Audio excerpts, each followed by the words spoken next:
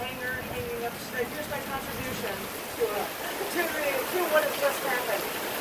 You guys don't feel it so much here as you do in, say, for instance, Texas, where laws are even getting worse as well. Verse 15, they're doing everything they can to make any abortions illegal. So, the past year I have written extensively, and a different publisher, not me, published a book of mine, and we called it Testament.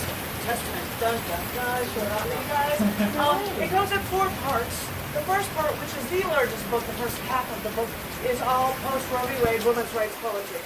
I'm explaining a lot. The second half is about life and death issues, the death of poets, and the pain that we go through, that kind of thing. Part 3 is poetry reflected on the first book of the Old Testament, Genesis poetry. And part 4 is 3 poems from the last book of the New Testament. It is 3 Revelations poems. Really short Revelations poems. And somehow a lot of them, sometimes they tie back into the idea of women's rights and gaining your rights and post-Roe v. Wade stuff. So they all kind of somehow tie. And there are a couple poems in between to tie things together. I've got a stack of books, but it's really raining us. So I'd be happy to get them out of the car if anyone is interested in them. But in the meantime, I'm going to read to you a selection of those and try to get it on the screen. So I'll be able to see it for you guys. And yay, the elf rain! There's a sound I miss. I honestly do. I really do. And because we're all old school, I have put on my Flavor Flav necklace and everything, and the books. This will be the book reading. So here's some poems from the book. This first one is titled, Unless It's About Suppressing Life. Before the overturning of Roe v. Wade, a number of the United States in America set trigger laws that would instantly restrict a woman's right to an abortion. Trigger laws. That sounds just a little Second Amendment-y, doesn't it? Or would that be Second Amendment-ish? You get the point, the right to bear arms. This is woven into the U.S. Constitution, originally under the premise of protecting ourselves from a government gone wrong, now revered for hunt, sports, protection. These trigger laws are about killing from the stroke of a pen instead of a weapon. Because no, these trigger laws are not about stopping the killing of something yet to live. They're about killing the rights of women. Plain and simple. Now these trigger laws are proof that the Second Amendment is alive and well, no matter which side of the political side you claim allegiance. Americans want that Second Amendment so much that they want to be ready to kill at the drop of a hat, then use trigger laws to remove rights from half of their people, too. Don't think these people care for embryos when they don't care for foster kids. Kids already suffering, already alive. That's not the issue. It's not about life at all, unless it's about suppressing life, either from the stroke of a pen through a religious edict, or the pulling of your precious trigger. We support the last part. This next one is titled Just Checking My Religions. After the overturning of Roe v. Wade, I believe over half of these United States had trigger laws that would instantly restrict abortion or make it illegal. These Christian conservatives think that they're helping an unborn child when their own Bible doesn't agree with them, and they only restrict women instead. But Christians, if you're so gung-ho on opposing your religion as law, tell me why a fetus in the U.S. government doesn't get a social security number, or why no priest can bless a stillborn or a miscarriage because it was never considered alive. What does that say about protecting a non-living thing over an adult female? Speaking of religion as law, which I think is something the United States wants to shy away from, what about the Jewish people who don't believe life begins at conception? Well, they ain't Christians. Or that a fetus is a full person preserving equal rights of a human being. The Jewish law gives a fetus a full status of a human at birth. And the Talmud even indicates that until 40 days of gestation, a fetus is mere water. Ancient rabbis considered a fetus a part of the mother, and it was fully dependent on the mother, and she had full rights to do whatever she wanted with her body. So if the new conservative Christians impose these restrictions, they constitutionally break the First Amendment and deny freedom of religion for some. I don't think you conservative Christians are still all holding a grudge on this killing Jesus thing, but trying to make your religion law is actually illegal and in the Constitution. So, really, at this point, what laws do you hope to break to your unfounded religious tenets or law restricting all womankind? Yeah. Because voting happened in this past year as well, we've got some voting stuff. This one is called Vote Changing, the System's a Solution. It has been a year since siblings told me they would never visit the state, which I'm afraid I now claim residence, since they passed the worst anti-abortion laws. I keep stressing this isn't my home. I still vehemently say this isn't my choice, but I still live here, complaining, accomplishing nothing. The saddest part about these laws, the saddest part is that so many women have to fight this uphill battle against a new and intrusive state. That's truly the saddest part. But the saddest part about these laws is that in Texas, at the one-year anniversary of SB 8, limiting abortion rights, well over half of Texans actually strongly support abortion rights. After the long, arduous year, I see photos of Texas women in my now town marching, depicting signs of the Texas flag stating, "Don't mess with Texas women." Well, that's a noble cause, but we've already been messed with. So, then what? My isolation escalates because surveys and polls don't pass laws or overturn them. Like Queen Elizabeth II, who just passed away. I have never told people how to vote, though that's all that any news articles reports can talk about now. Telling people to change their mind this one time and vote for a Democrat that gives women rights. I won't tell you what to do. I never will, because I cannot tell you that the platform of one political party is worth changing your vote over a single issue. Even if the issue is life and death for women versus life and death for folks themselves, which can't fathom life as we know it. You'd think it was a simple decision. You'd think it was cut and dry, as it should be. But when the cards are so stacked against women's rights, think again. It makes me wonder if voting for change is literally the only thing we can do. Do the signs and protests matter? Does anyone listen when our complaints and cries seem to fall on deaf ears? When backwards irrationality prevails, how does being the loudest voice on the street make an ounce of difference? If a person protests in the middle of a forest of people, does it make a sound to any lawmakers who choose to close their ears to reason? Or how will they ever listen to the truth?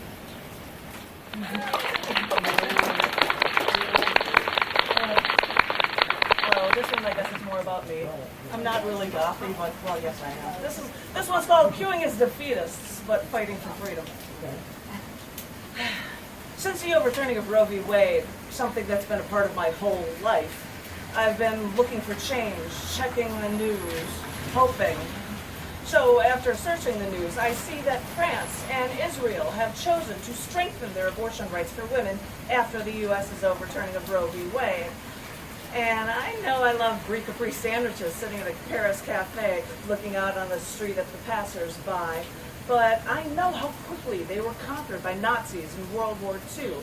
So after all these years, it's good to see France being so quick to support women's rights. Merci beaucoup.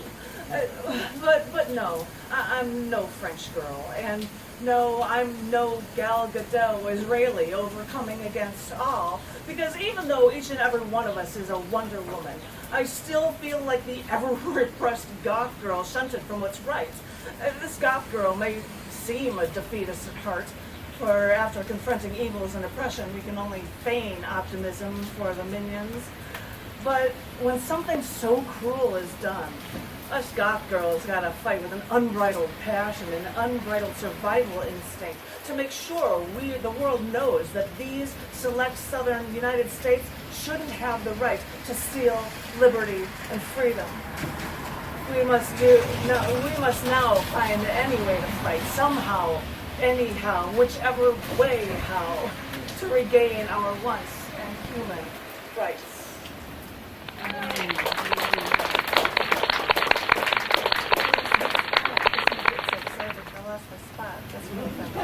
Well, all right, fine. People were like, what do I read next? I guess I'll go with this one. This one's called Use Any Angle. Biblically, we talk about going to heaven and then working for peace to make heaven on earth. When wanting peace, it starts with not only loving all, but treating everyone as equal. Still, women continue as the religious right takes away women's rights. It makes me wonder, if women are forced to carry a fetus to term to create a new life, would these stodgy old white men care for it, as well as all the orphan and foster kids that no one will claim, care for, or love? Because if these conservative Christians truly believe in these words of their deity, then they should help the poor, feed and clothe the ones with none, house the homeless, instead of your church pocketing billions while not paying taxes and turning your focus to claiming to care for an embryo. But it's not about caring for the unborn. We all know that. It's about restricting women's rights.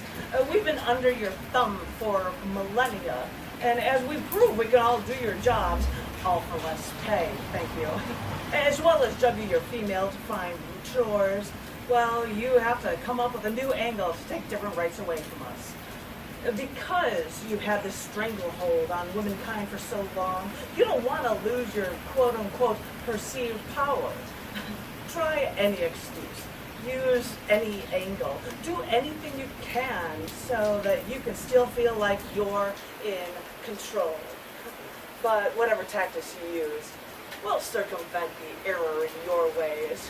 It's the only way history moves forward. Some people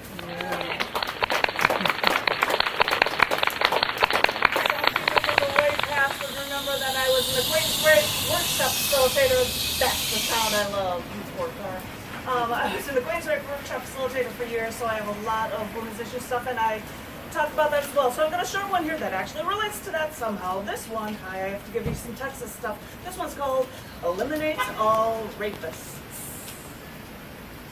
After Texas's abortion law was made last year, made no excuses for rape, Republican Governor Greg Abbott assured his people by saying, quote, Texas will eliminate all rapists from the streets. I'm sorry, Mr. Abbott, but what a narrow view. If you think that all rapists are walking the streets in search for their next random victim. People in clinics in your state will tell you that 8 out of 10 rapists are someone the woman knows. So whether or not you could keep the streets clean, the streets aren't the first place you should look, but to the men that these women once trusted.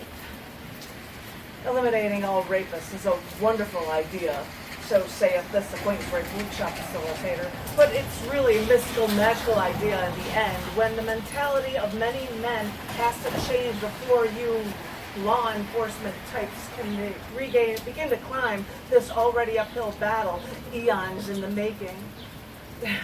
For critics say Greg Abbott's statements seem to be detached from reality when sexual assault hotlines in Houston are going just as strong post-Roe v. post-Texas rights removing and debilitating women law passing versus before Abbott passed this to hurt women. So, you can't will something terrible like this away with a single press release or a public statement, especially when the only thing Texas has done to stop rape is to try to remove the backlog of rape test kits.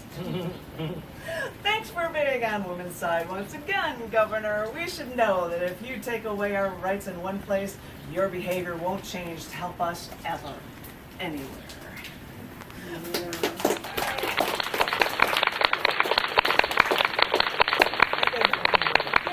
Hi to newbies. Hi, newbies. Hi. I don't think I've seen you in a big piece. No, this is my first one. I'm Lou. Hi, Lou. And because you weren't here at the beginning. Thanks for coming out. Yeah, you're welcome.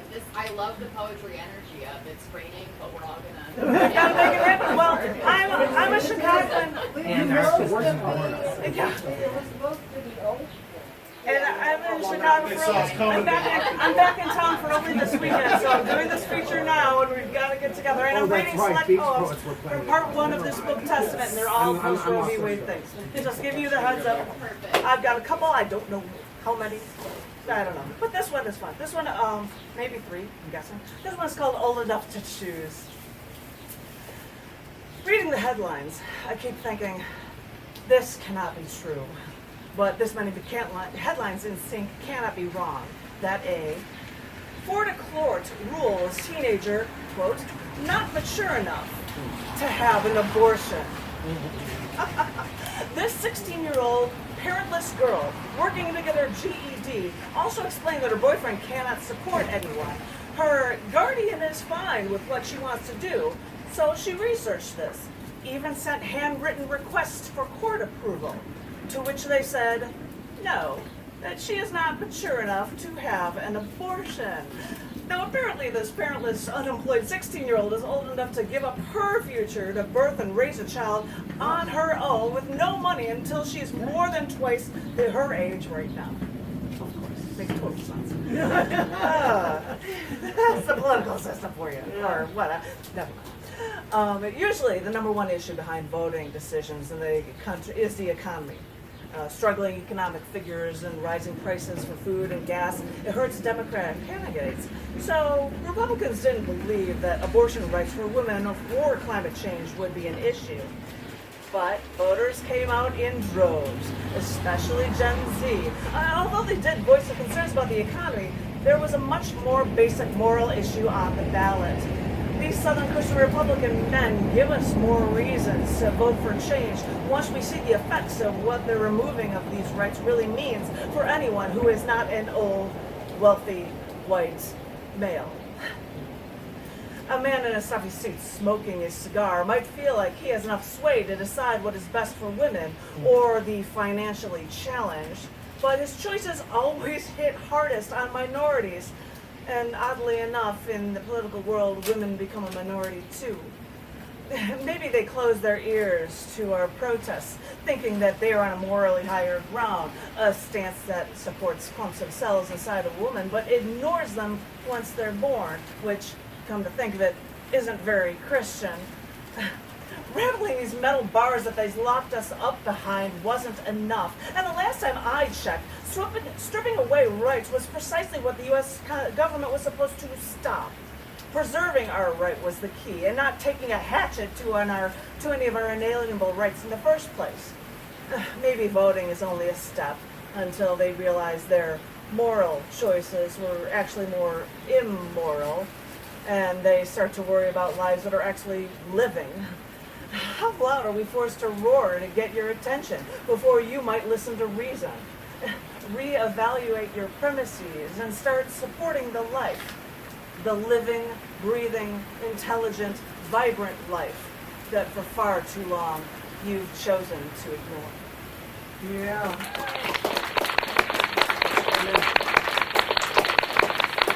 This is a longer one that I had to put in. This is my second to last one. That's a longer one. And it's called X and Y and What's Seizing the Sexes. What is it that sets the sexes apart? Yes, I know. There are biological differences between men and women, and those who rely on the Bible will say that women were made from the rib of man. It's just cut and dry when adhering to the Christian religion that woman is an extension of man. But for women who don't believe the Bible's word on that, when women are rulers of past cultures, we know that if we didn't live under man's foot at our necks, we may be able to sing, anything you can do, I can do better. So really, I've been wondering, what sets the sexes apart? So maybe it's the science, since the sex of us human types, and all mammals really, is only decided on a male determining Y chromosome. Women have 2 X chromosomes that contain about 900 genes each that do all sorts of jobs. And for the men out there, they carry only one X chromosome and one Y chromosome, which contains fewer genes, like I'm talking only 55, and one of those genes kickstarts the male development in the embryo. But the rest of that Y chromosome is technically a lot of junk DNA, non-coded DNA, which in effect means that there's a lot of junk there that doesn't do anything.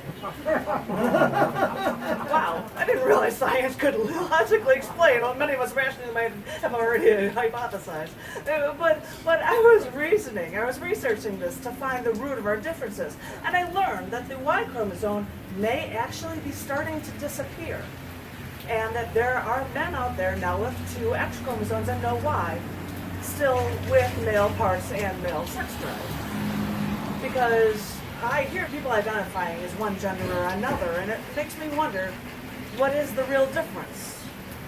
Because we've all been led to believe that biology identifies us, and it may, but the more science I learn, the more I see how people identify.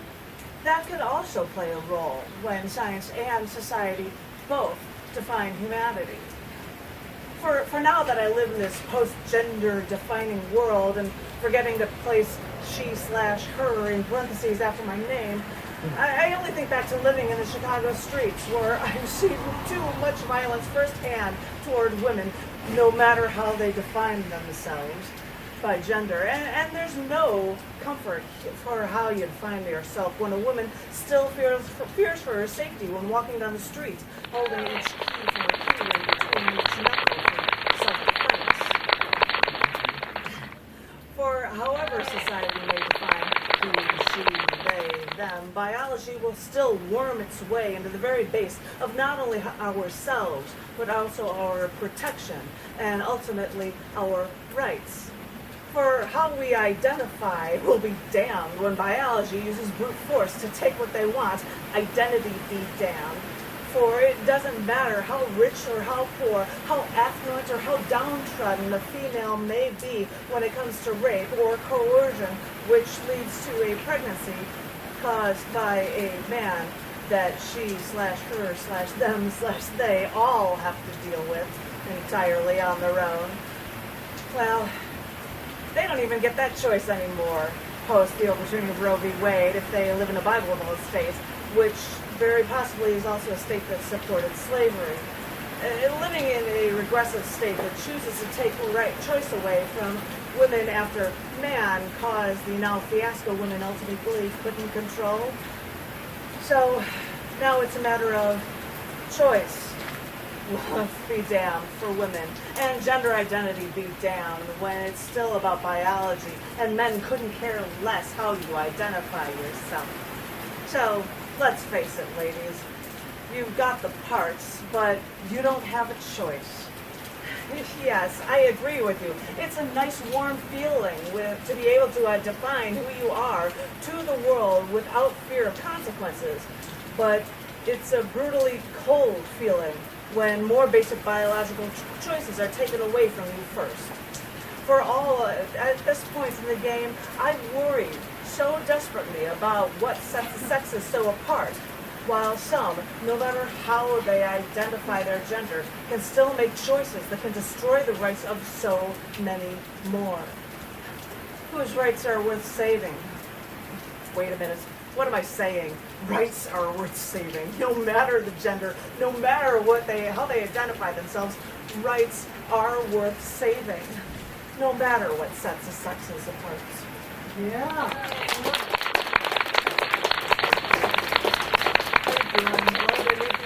And I'm going to close with one poem. I have told you that there are sections about it, but there will be bonus poems or intro poems separating the sections. This is actually the first poem in the book that introduces the whole thing. And if people remember that I did periodic table poems, this is a sciencey poem too, because that's how I roll. This is the last poem for you guys. Thank you, you guys. It is called Information Carries Weight. Dateline Physics. A new experiment could define a fifth state of matter in the universe, alongside solid, liquid, gas, and plasma. If this is true, it could upend what we think of as what could carry weight. Physicist Dr. Melvin Vobson has already published research suggesting that information has mass and that all elementary particles store information. The DNA for humans does this too. But if this is true, everything stores information, and information carries weight. If you think it's a joke, then take this with a 50-pound block of salt. Hard drives with information on them weigh more than empty hard drives. If information were the fifth state of matter, could change physics as we know it, expanding our understanding of the universe, all while in harmony with the laws of physics. Quote, it doesn't contradict quantum mechanics, electrodynamics, thermodynamics, or classical mechanics. It actually complements physics, said Dr. Hobson. Not unlike a poem. And Dr. Hobson even postulates that if information is the fifth state of matter, it may even explain that dark matter we keep guessing about but cannot see. Latest scientific papers outline how to put these theories to the test. To detect and measure the information in elementary particles by annihilating them. Energy would turn into gamma photons. Particles containing information would convert into low-energy infrared photons. So, these infrared photons would emerge after erasing information. If this is true, maybe information is a fundamental building block of our universe. So maybe it's true that all the information we ever knew, from the genocide of millions to destroying the dictators, or building bridges, or traversing skyscrapers, all that with learning the fluidity of dance, listening to music, studying arts, reading and writing poetry. Maybe it all melds so perfectly with the histories taught to us in schools, or the periodic table we memorized in class and thought we'd never have a need for.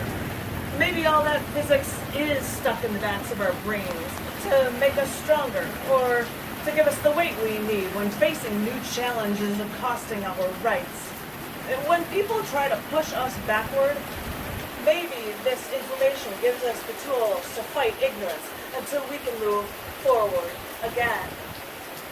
We never thought we'd need all that information, but we didn't realize information carries weight. And that information may be the most fundamental force of all. All right.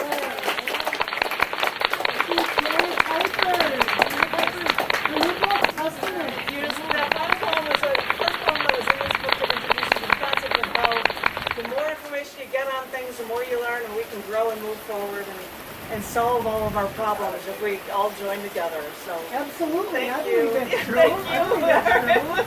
I escaped technical express switching schools. Not only have to take chemistry, I was but look at all that info you learned there. All that info you've gotten is given.